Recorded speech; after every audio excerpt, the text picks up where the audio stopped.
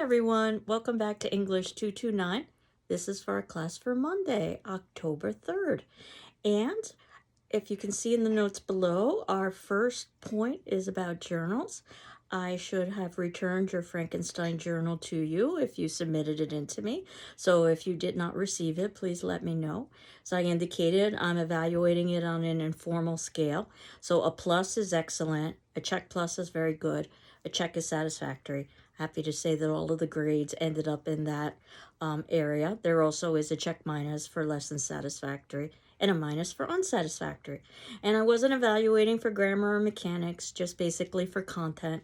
And it was as if we were having a conversation on paper. So I might make a response to one of your comments or even ask a question. Not that you necessarily have to respond to that. It's just something for you to contemplate.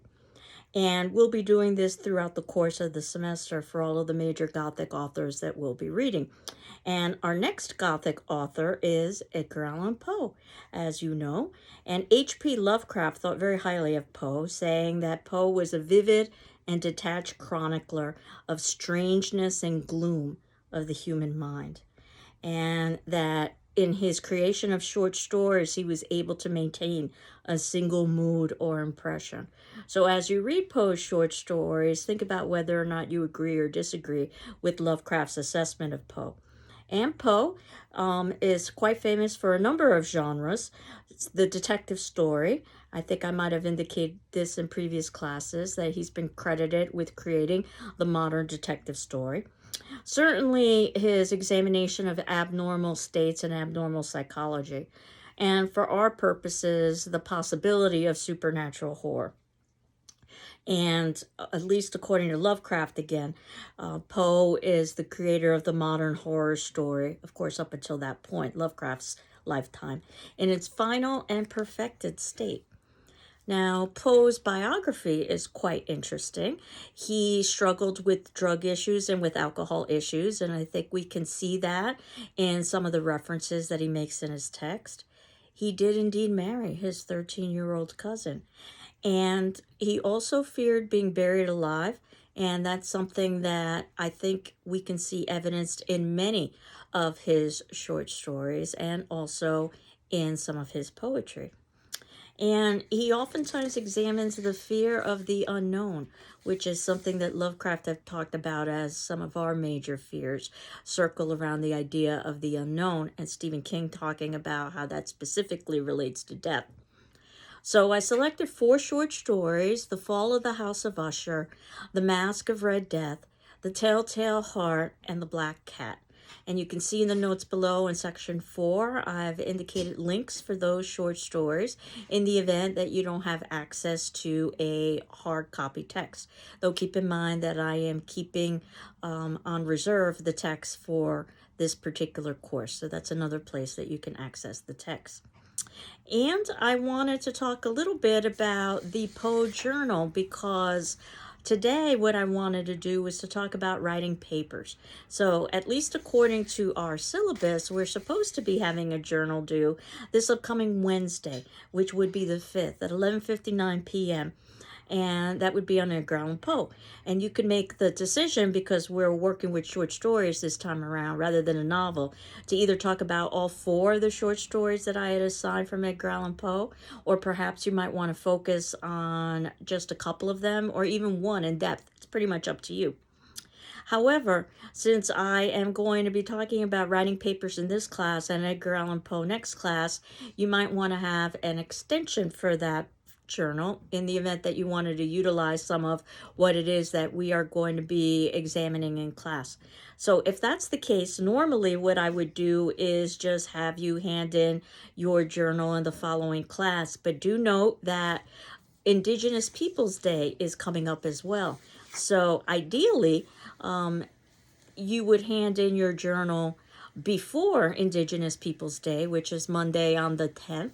But you can also elect to hand in your journal on the Wednesday, the 12th, after Indigenous Peoples Day, whatever you prefer, whatever makes the most sense to you.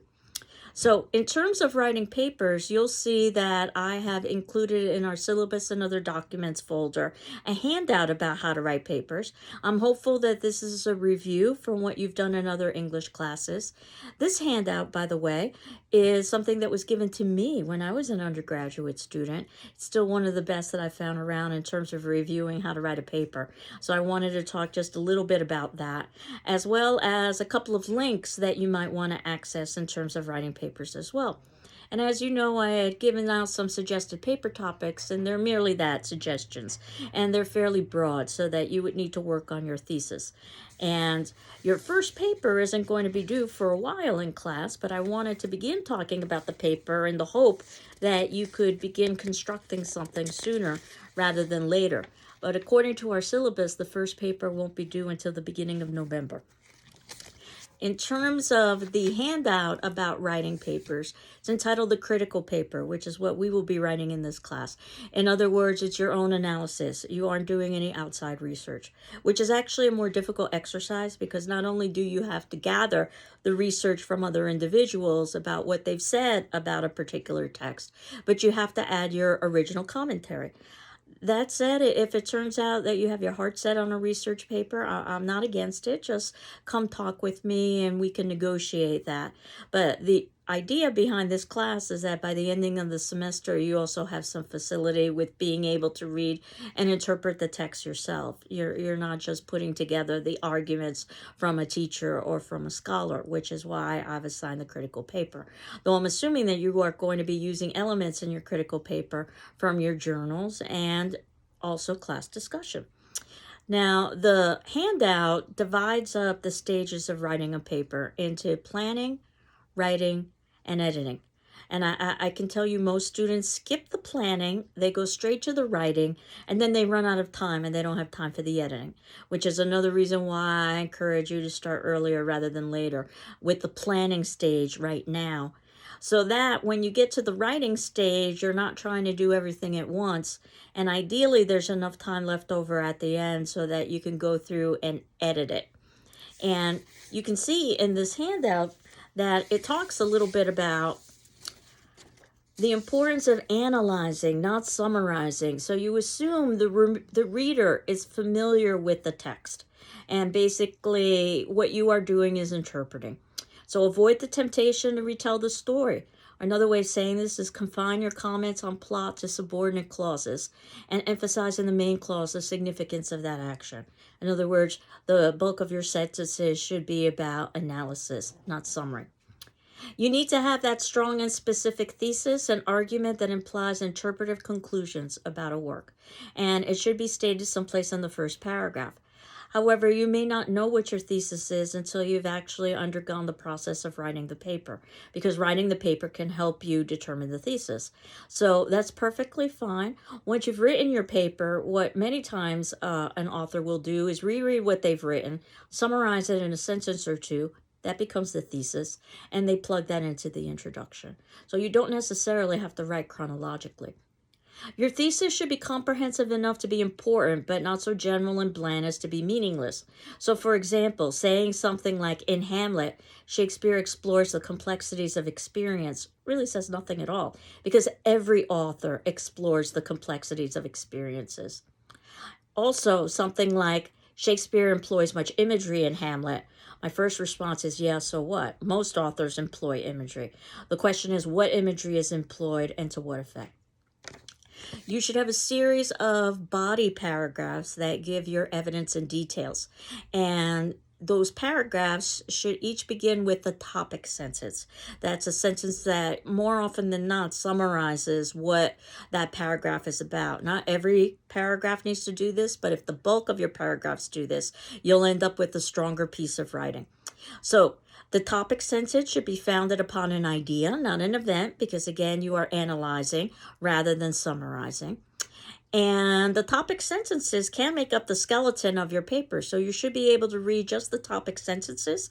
If they are summarizing what each paragraph is about, then you should have a good summary of what it is that you've written. And you want to make sure that you have well-developed paragraphs, and that means at least 3 sentences hopefully a lot more, because a paragraph has a beginning, a middle, and an end. And of course, I know that paragraphs in other kinds of writing, for instance, in the media, might be shorter than 3 sentences. But remember, we're engaged in academic writing or the writing of business.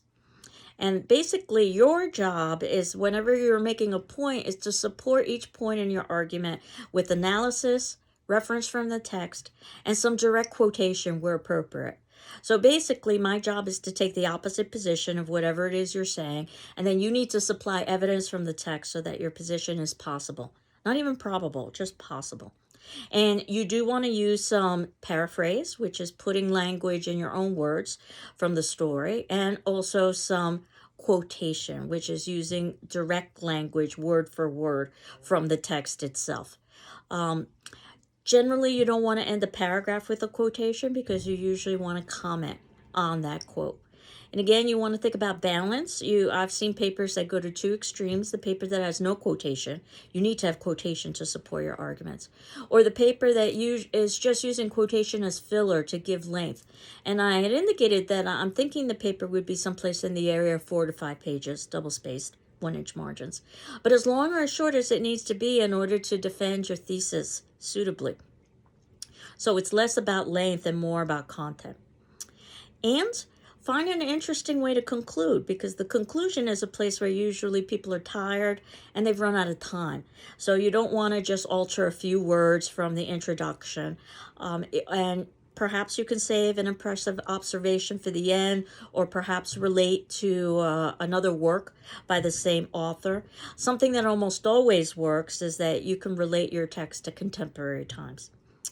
So all of that is in the planning stage. The next stage is the writing stage, and this is where you are probably going to spend the bulk of your time. Remember that the first principle of good writing is economy, and the second is simplicity. Say as much as possible in as few words as possible.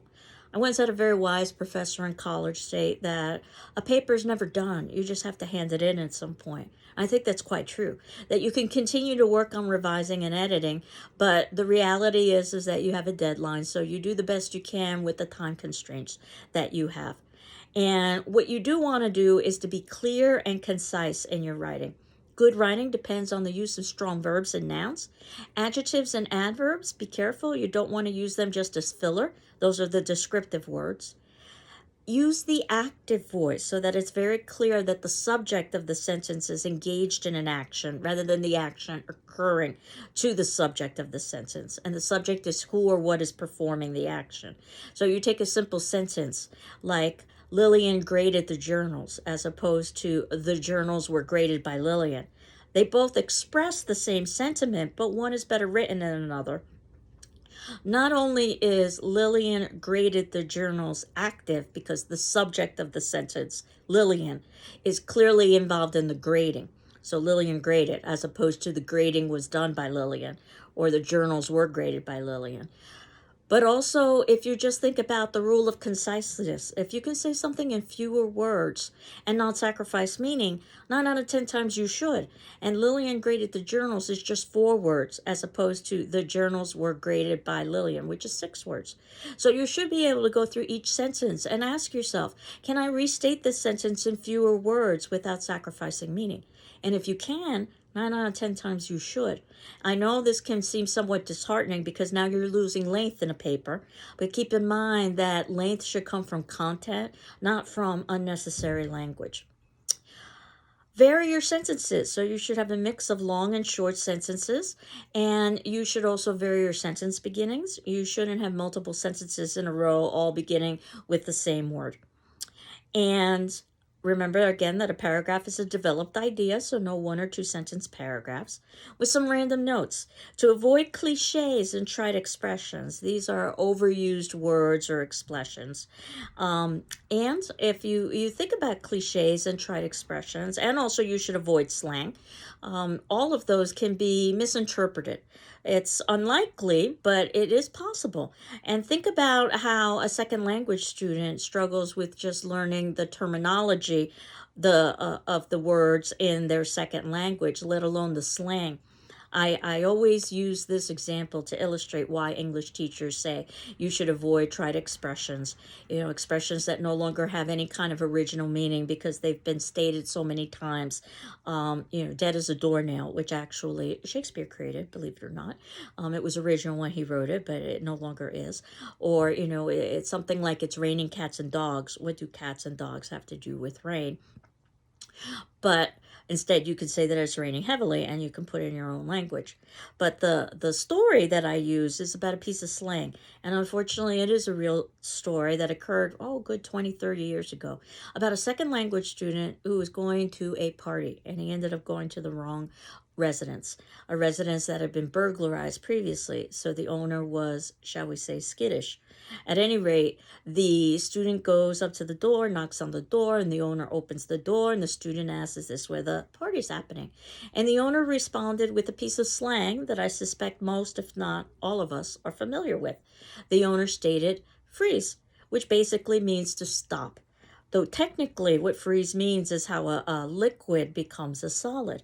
For whatever reason, whether the student misheard or misunderstood, the student took a step forward, which is the exact opposite of freezing. The owner responded by taking out his gun, which he always carried, and shooting it off and killing that student on his doorstep. Just to illustrate the possibilities associated with misunderstanding. Completely changed how languages were taught in classrooms across America, by the way. And that, yes, it's important to know the language of business and the language of education. But it's also important to know the language of the streets because we speak very differently than the way we write. And I always use this example as an example of how there is just a greater possibility of misunderstanding if you are using language that's not considered to be standard, which would be something like slang, or it would be something like a cliche or a trite expression. So you should avoid those. And you should also maintain the present tense. And I know that this goes against every instinct in your being because the text was written in the past and you read it in the past. Even if you read it just 5 minutes ago, it's still in the past. But it's happening in the present. So it's not that Victor said to the creature, it's that Victor says to the creature. If you find this to be difficult when you're writing, write in the past tense, but then in the editing phase, change everything over to the present. And then finally, the presentation. This is the proofreading and the editing stage. Ideally, you wouldn't want to have enough time so that you could put your paper away and not look at it for a few days so that you can approach it with a fresh eye.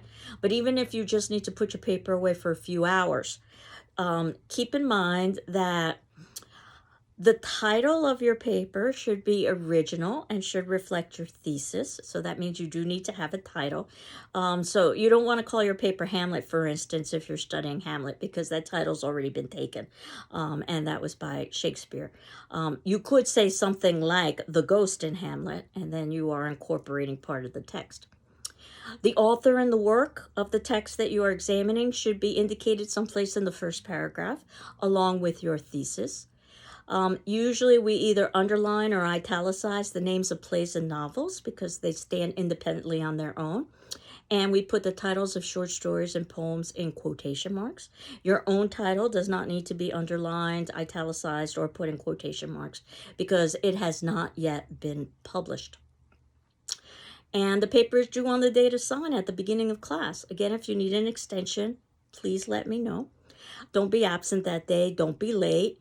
Avoid mistakes in previous papers. Remember that I had indicated that everybody has the option of rewriting the first paper after I've gone through it, both for grammar and mechanics as well as for content, unlike the journals. And I'll put a letter grade on that. And if you're content with your letter grade, you're done.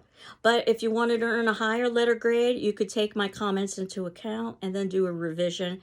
Hand in the revision along with the original graded copy with my comments, and you would get the higher of the 2 grades. And you have up until the ending of the semester to hand in that revision, but the sooner the better for everybody involved. So you can think of the first paper as a sort of run through. The idea is that you've learned how to write a paper with the first paper, so you wouldn't need this option with the second paper, which is due at the ending of the semester. That said, if you can get the second paper in early enough, we might be able to negotiate the possibility of a revision. Just depends on what happens with the timelines. But everybody has the option of revising the first paper. And if you're having difficulty with proofreading, a really good tip is to read backwards, starting from the last page, reading to the front. Obviously, your paper will not make sense. That's exactly what you want, so that you can pay attention to things like spelling and mechanical and grammatical errors.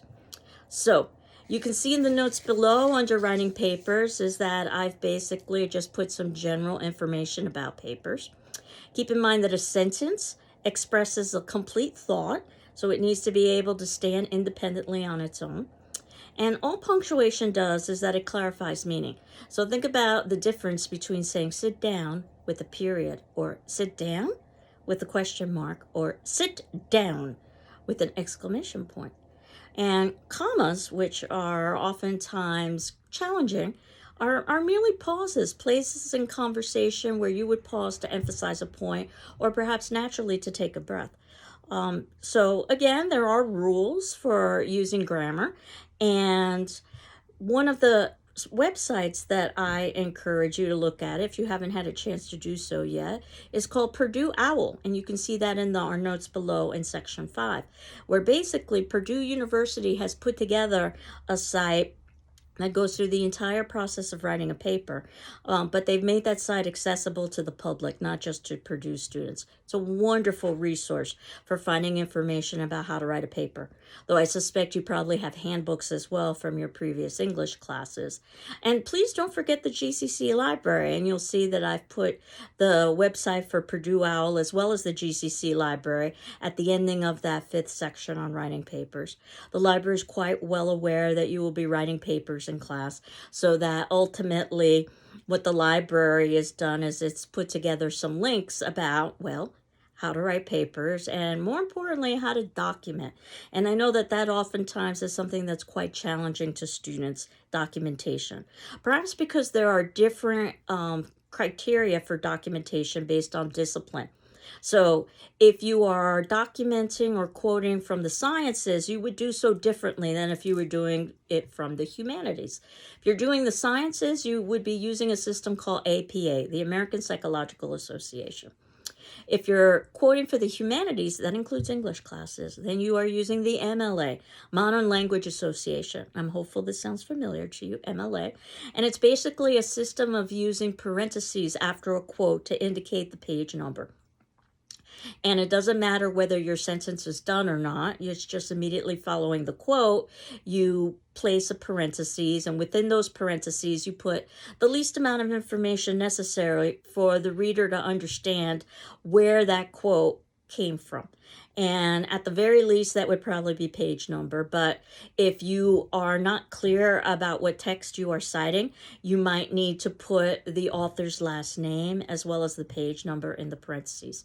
If you've got multiple texts by the same author, you might need to indicate the part of the title as well as the author's last name and the page number. And all of this comes together in a works cited page at the very ending of your paper, where basically you list all of the works that you cited or you quoted, and you list them in alphabetical order by author's last name. And this is where you give the detail of things like publisher, place of publication, and so forth. Now, in terms of what we are going to be doing in class, since we're not doing a research paper, things are simplified in that you don't necessarily need to include a works cited page. If you do include a works cited page, you should follow the correct formatting for a works cited page.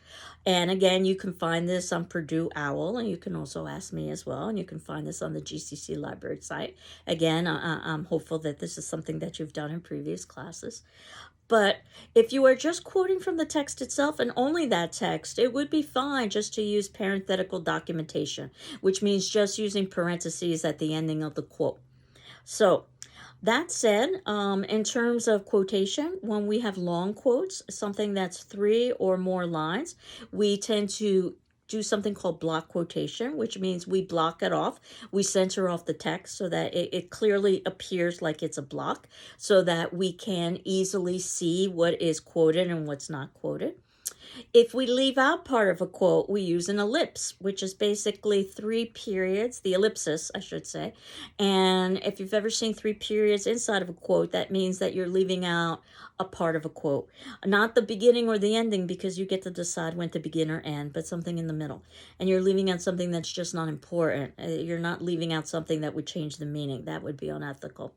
And if you're going to add your own commentary into a quote, not your analysis, but just your own commentary, because you can always do analysis after the fact. But if you needed to add commentary to clarify something in a quote, it would be almost like interrupting somebody when they're speaking. So you do it quite rarely. What you use are square brackets. So if you ever see a square bracket inside of a quote, that's the language that was added in by the writer. That was not part of the original quote. And I'll have examples to show you next class so that you can see that visually. But those are basically the major elements that we need to think about in terms of quotation. What I wanted to do next class was to talk about Poe's short stories. Again, journal number 2 could either be due this upcoming Wednesday on the 5th by 11:59 p.m. or you can wait until after Indigenous Peoples Day and then hand that in on the Wednesday of next week.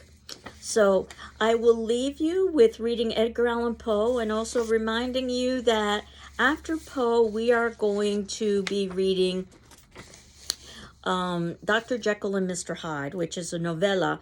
It's longer than a short story, so the sooner you begin, the better. It's not as long as a novel, so it won't be as long as, let's say, Frankenstein. So that's the good news.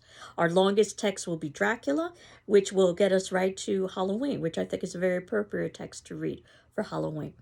So what's left is just basically what is our attendance question for today, which would be due on our discussion form, and that would be on October 5th, Wednesday at 8 a.m. Though, of course, if you need an extension, please let me know.